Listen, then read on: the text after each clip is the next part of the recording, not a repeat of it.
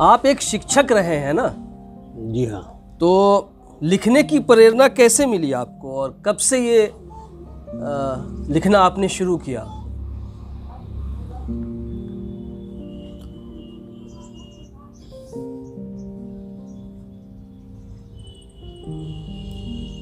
उन्नीस सौ 50 में मेरा लालजी उच्च विद्यालय रानीगंज में मेरा नामांकन 8वां वर्ग में हुआ था। उसी विद्यालय में हिंदी के शिक्षक थे पंडित अमोघ नारायण झा अमोघ।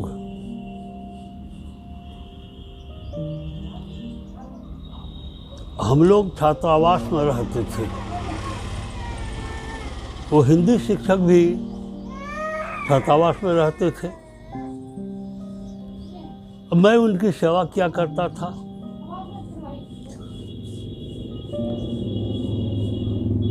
उनको बराबर लिखते हुए देखकर और क्लास में कविता पाठ करते समय जिन जिन बिंदुओं पर वो ध्यान आकृष्ट करते थे हम लोगों को, धीरे धीरे वो मेरे अंदर घर करता गया। फलस्वरूप 9वां वर्ग में जब मैं आया तो मैंने पहली कविता 4 लाइन की लिखी तो उनको दिखाया। अच्छा, क्लास 9 में ही पहली हाँ, कविता आपने लिख ली थी? हाँ। कहा कि बहुत अच्छा लिखते हो तुम, तो तुम्हारा तो नाम भोला पंडित है, साहित्यिक नाम क्या रखोगे? मैंने अपना नाम प्रणयी लिख दिया। तो प्रणयी आपने क्या सोच कर रखा था? प्रणयी मतलब प्रेमी होता है, जो सतत प्रेम करता है किसी से। जैसे पत्नी पति से और पति पत्नी से, शाश्वत प्रेम, सतत प्रेम, अनवरत जिसमें है वो प्रेमी। प्रणयी का अर्थ होता है प्रेमी। तो आपको कविता से मतलब लिखने से नहीं, अपनी लेखनी से भी उसी तरह का प्रेम था? जी हाँ, जो अब भी है। प्रेम है ही। और कविता तो वही होती है जो हम भोगते हैं, जो देखते हैं, जो करते हैं। तो बहुत कम उम्र में प्रेरणा आपने ले लिया? हाँ, हमको प्रेरणा मिली। इसके बाद वो ले जाते थे बड़े बड़े साहित्य सम्मेलन में, उनका बस्ता ढोट करके मैं ले जाता था। एक बार ऐसा हुआ जब मैं 10वें वर्ग में पढ़ रहा था तो बहुत बड़ा साहित्य सम्मेलन का आयोजन हुआ था कुर्सेला में। हाँ, कुर्सेला स्टेट रघुवंश बाबू का। तो वहाँ हंस कुमार तिवारी, हिंदी के नामी गीतकार, कलेक्टर सिंह केसरी, और इतना याद नहीं है हमको, बहुत लोग आए हुए थे। तो युवा वर्गों, हाँ, युवा वर्ग के लोगों को आमंत्रित किया गया कि कोई युवा वर्ग कवि है। तो हमको अमोघ बाबू ने कहा कि ये कविता हमारी है ना, इसी को तुम पढ़ लो। अच्छा। तो नाम लिखा दिया गया। उसी कविता को हम पढ़े, खूब वाहवाही लूटे। ये शुरुआत थी हमारी। कविता कुछ कुछ लिखता रहा, यही प्रेरणा हमको उच्च विद्यालय में ही। अब तक कितनी कविताएं या कितनी कहानियां या कितने उपन्यास आपने लिखे होंगे? मेरा अब तक 4 उपन्यास। 4 उपन्यास है? जी। एक कहानी संग्रह। कहानी संग्रह है? 12-13 काव्य रचनाएं हैं, जिसमें गजल संग्रह है, गीत संग्रह है, 2 किताबें हैं हमारी खंड काव्य,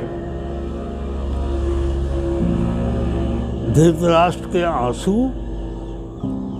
और अर्जुन का द्वंद्व। ये क्या है, कहानियों की कहानी संग्रह क्या है? नहीं, अच्छा, खंड खंड काव्य है। अच्छा, खंड काव्य है। हाँ, अच्छा, ठीक। पूरा उसी पर आधारित पूरा किताब है, पूरी किताब है। तो 4 कहानियां जो लिखी हैं आपने, ये 4 उपन्यास जो 4 लिखे हैं, उपन्यास।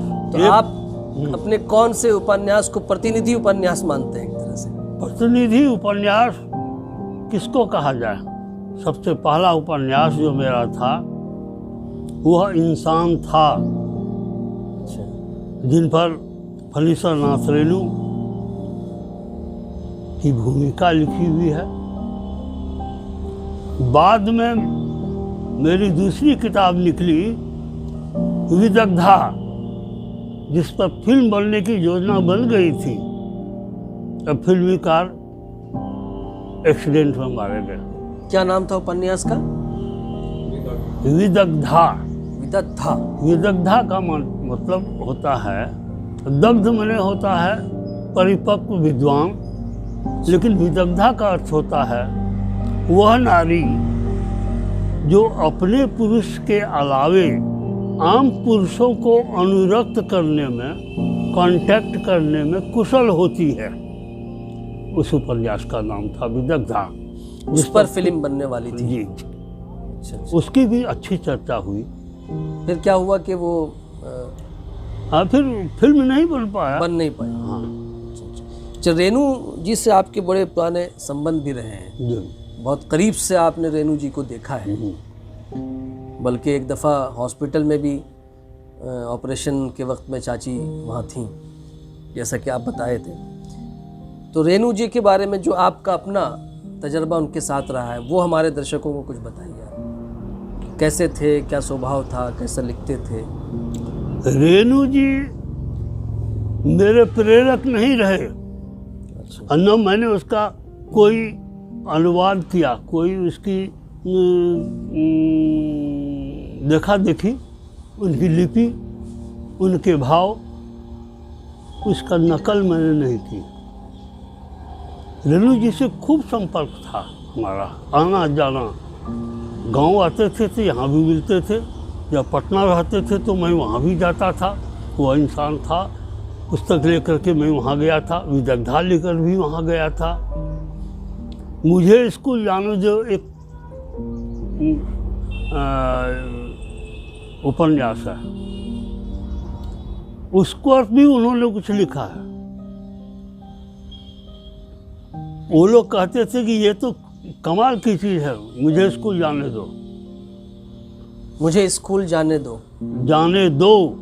अच्छा, ये क्या कहानी थी? उपन्यास उपन्यास थी, आपकी लिखी हुई? जी। अच्छा। तो रेणु जी महान थे, इसमें कोई दो रात नहीं। सिर्फ मैं उनके नज़दीक बैठता था, उनकी बातचीत सुनता था। हमसे हंसी मजाक करते थे वो, इसलिए कि हमारी भांजा और उनकी लड़की से सखी का रिश्ता था। अच्छा। तो साला बहनोई का संबंध हुआ। रेणु जी का ननिहाल मेरे घर के पिछवाड़े में, गिद्धवास में, वो आते जाते थे, संपर्क होता रहता था। किसी चीज़ की ज़रूरत होती थी तो संवाद भेजवाते थे। मछली चाहिए खाने के लिए, अब मैं वैष्णव, अच्छा। मछली उसके कैसे भेजवाएं? फिर उनका मेरा भाई सब था। अच्छा, उनको कह देते थे कि देखो बहुत से मांग हो गया है, हम कहाँ जाएंगे जी, फलना मछली चाहिए। तो रेणु जी को नहीं पता था कि आप वैष्णव हैं? हाँ, मजाक करते थे। अच्छा, अच्छा, जानकर करते थे। हाँ, जब मैं जाता था तो वो कहते थे कि आ गए साधु जी, साधु जी आ गए, संत जी आ गए, तो मजाक करते थे। अच्छा, अच्छा। मैंने हल्ला करके बोलते थे कि घर में खाना नहीं बने, परहेज से बने, उनको शाकाहारी हैं, ऐसा कहते थे। आपकी आयु कितनी हो गई होगी? क्योंकि आपकी? मेरी आयु जी अभी 6 जनवरी को 88 होगी। 88 साल के आप हो जाएंगे ना? अब भी आपको लग रहा है कि बहुत काम बचा हुआ है लिखने के लिए, या संतुष्टि मिली है कुछ? जी हाँ, एक उपन्यास बचा हुआ है, उसका 200 पृष्ठ लिखा गया है।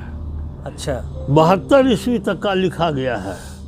कुछ बताइए उस नए आने वाले उपन्यास के बारे में। आने वाले उपन्यास का नाम रखा गया है अक्षर पुरुष। वह पुरुष जिसका नाश नहीं होता है।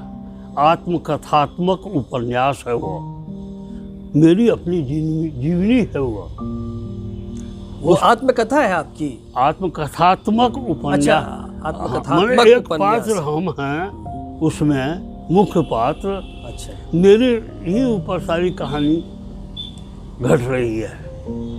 72 तक लिखा गया है, 72 के बाद नहीं लिखा गया है। तो हिम्मत नहीं होती है कि इसको पूरा करें, क्योंकि आंख भी कमजोर। अभी जो आप लोगों को हम देख रहे हैं, धुआं। अच्छा, उसको ठीक से पढ़ नहीं पाते हैं, बहुत नज़दीक से ले आते हैं। तो डॉक्टर ने यह भी कहा था कि हाई ब्लड प्रेशर है आपको जी, वह बढ़ जाएगा तो सूझेगा नहीं, आँख में कोई दोष नहीं है। अच्छा, आपने एक पत्रिका भी निकालने की शुरुआत की थी। तो पत्रिका निकालना आप ज़्यादा बेहतर जानते होंगे कितना कठिन काम है। तो ये कैसे आपने इतना कठिन काम जो है वो अपने जिम्मे लेने का सोचा, और वो और अब तक निरंतर निकल रहा है वो? हुआ ऐसा कि 2007 में घर के बाल बच्चों से मेरा मन एनवाइड हो गया। मेरे अनुसार से चलता नहीं था, पैसे को बर्बाद करता था। तो इच्छा हुई कि हम लोगों को त्याग दें। वहाँ से पति पत्नी हम दोनों आदमी गाड़ी मंगा करके वहाँ से चल दिए कि अररिया में जाकर रहेंगे। अररिया में हमारा कर्म क्षेत्र यही था। मेरे साथ मेरा एक छोटा पोता था, 2-3 साल का, वो भी चला आया, जो अभी राम रतन के नाम से ग्रेजुएशन कर लिया है। वह अभी हमारी देखरेख कर रहा है। वही पोता जिसके साथ आप यहाँ आए थे? पोता कर रहा है। अब बेटा दोनों को वहाँ छोड़ दिए, जमीन जायदाद सब चीज बांट दिए, रह गया। तो वहाँ आने के बाद मन में हुआ कि अररिया में क्या करें। एक किताब निकाले थे, काव्य पुस्तक, धूप के फूल। धूप के फूल, हाँ। उसी को बांटने के क्रम में कुछ लोगों से, साहित्यकार लोगों से भेंट मुलाकात हो गई, क्योंकि उन्हीं लोगों के संपर्क जाएंगे तो हम कहाँ जाएंगे, उन्हीं लोगों के पास जाते थे। एक इस्माइल साहब थे, कवि, क्या कहते हैं, वकील थे, कवि थे, उनके पास जाते थे।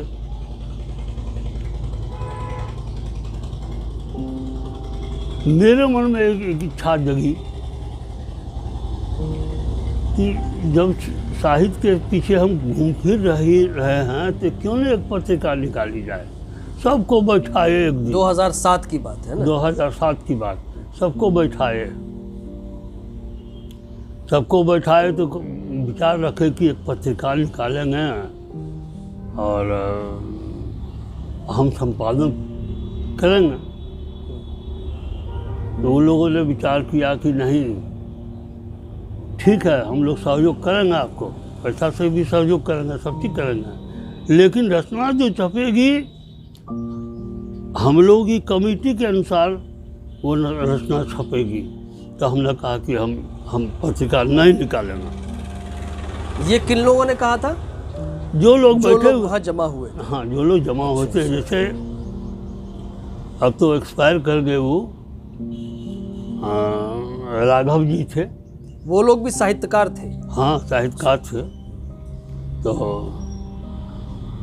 हमने स्पष्ट कर दिया कि तब मैं पत्रिका नहीं निकालूंगा, आप लोग निकालिए। फिर वो लोग कहा कि नहीं, हम कहा संपादक हम हैं, हमारी इच्छा से भी पत्रिका निकलेगी, आपकी रचना अच्छी रहेगी तो हम डालेंगे, नहीं तो नहीं डालेंगे। जिसको काट छांट करना होगा हम करेंगे।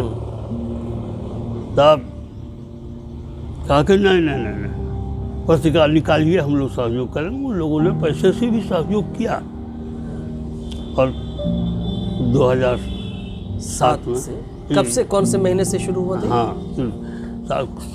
शुरू तो हम 2004 से ही किए थे, अच्छा, लेकिन 7 में जाकर के अच्छा एक रूप ले लिया। अच्छा। और मेरा काम था दिन भर साइकिल पर, आज कोसी कॉलोनी में घुसे हैं तो कल इस्लामाबाद में घुसेंगे, परसों वहाँ जाएंगे, लोगों को खोद के ग्राहक बनाना, पत्रिका बांटना, बेचना। संवादिया का अर्थ क्या होता है, थोड़ा दर्शक को बता। संवादिया का अर्थ होता है संवाद पहुंचाने वाला, मैसेंजर जिसको कहते हैं। पुराने जमाने में, अब कहिए संवादिया नाम कैसे रखा? जी, वही हम लोग हाँ, सोच दर्शक जान जाते हैं। एक कहानी है फणीश्वरनाथ रेणु की, संवादिया। अच्छा, रेणु जी की कहानी का नाम ही है संवादिया। मैंने वही बोरो किया। अच्छा, वहाँ से प्रेरित होकर किया। संवाद बांटना है हमको, और सबने विचार किया कि हाँ, नाम तो बड़ा बढ़िया, सबको पसंद आया नाम। तो आखिर वो कैसा, आपने एक छोटी सी जगह से शुरू किया और फिर वो अब जो है वो राष्ट्रीय स्तर पर पत्रिका जो है वो हर जगह जा रही है? इसका मूल कारण यही है मेरी मेहनत। घर घर में जाता था, ग्राहक बनाता था। ऑफिसर के कोई ऐसा ऑफिसर नहीं, उस समय डीएम नहीं थे, एसडीओ थे जी। एसडीओ के यहाँ जाकर बैठना, अब वहीं पर 2 4 10 5 आदमी आ जाए तो सबको ग्राहक बना लेते थे एसडीओ साहब। इस तरह से उसको सम्मिलित करके चलाते थे। पैसा तो था नहीं मेरे पास, तो भाड़े के मकान फिर में ये लोग देते थे, कुछ ना कुछ सहयोग करते थे, कुछ न कुछ ग्राहक बन जाते थे।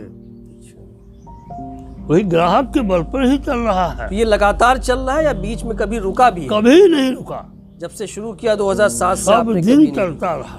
अब आपकी उम्र 88 साल की हो गई है। जी।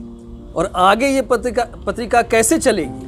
आगे कैसे पत्रिका चलेगी, इसके लिए ना व्यवस्था का मैंने कर दी है। मीटिंग बुला करके हमारे आदरणीय मानल मिश्र मातल जी भी बहुत पहले से संवादिया से जुड़े हुए थे।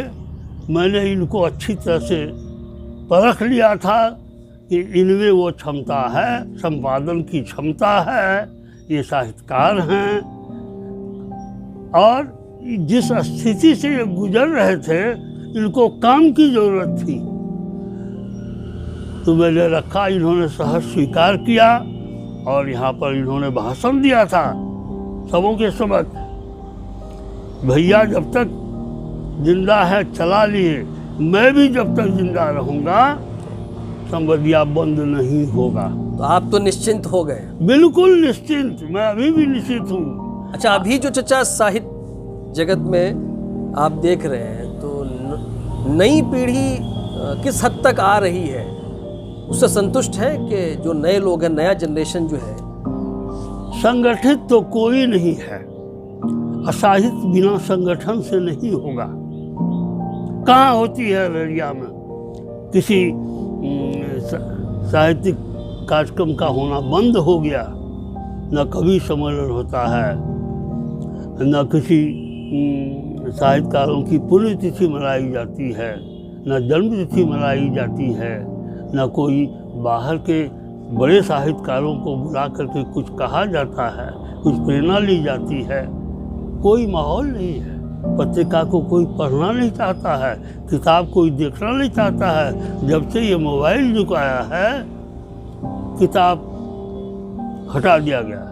ऐसे में तो बड़ा और कठिन हो जाएगा। आपने जो काम सौंपा है, हाँ, वो तो बड़ा कठिन काम है।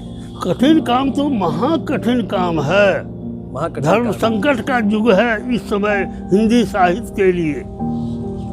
साहित्य के लिए यह संकट का समय है। अगर संवादिया बची है तो कुछ भीतर के मजबूत साहित्यकारों का योगदान है इसमें, इसीलिए वो बची हुई है। अपने कुछ शिष्यों का नाम बताइए जिनको आपने पढ़ाया हो और वो अभी मेरे आपसे जुड़े हैं या आप कहीं ना कहीं आपको मेरे याद जो करते शिष्य हैं डीडीसी हैं अभी, जिन्होंने इस भवन के फाउंडेशन में बहुत बड़ा योगदान दिया। अभी भी अच्छा, आपके मकान के जो हमारे अररिया में मकान- जो मकान है उस मकान हाँ। के।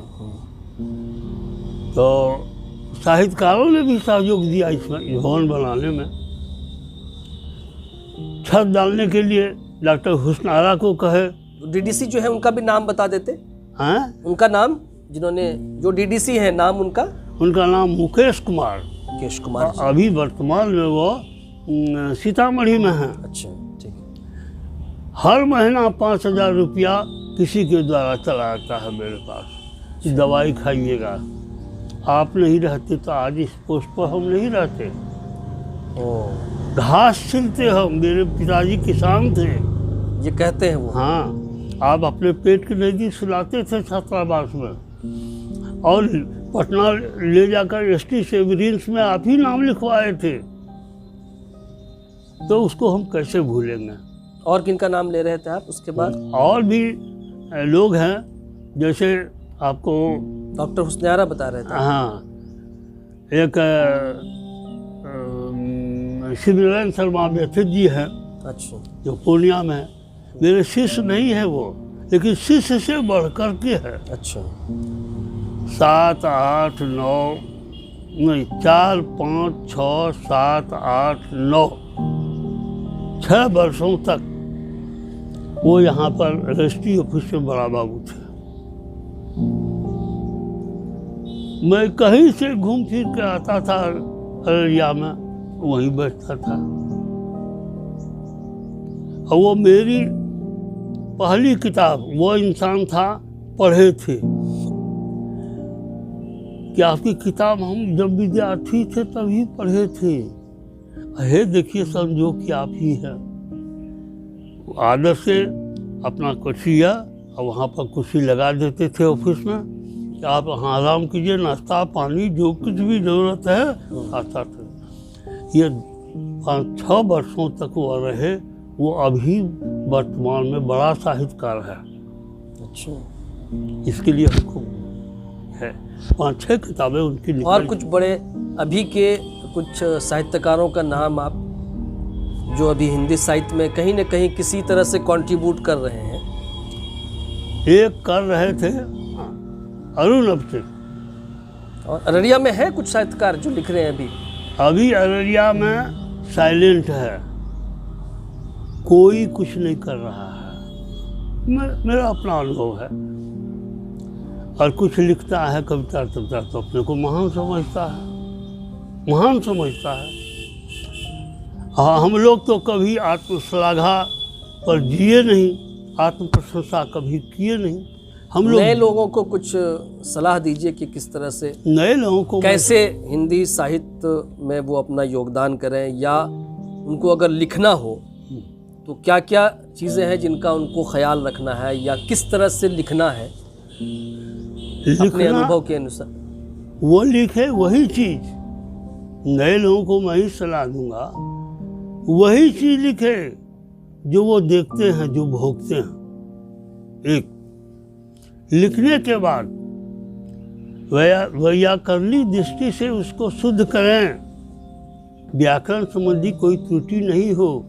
संभव हो तो अपने से जो बुजुर्ग साहित्यकार हैं उनके पास जाकर उनको दिखाएं कि हम भी कुछ लिखे हैं, इसमें कुछ सुधार हो जाए। अगर 2-4 बार ऐसा वो किए तो निश्चय ही उसको आगे बढ़ेगी।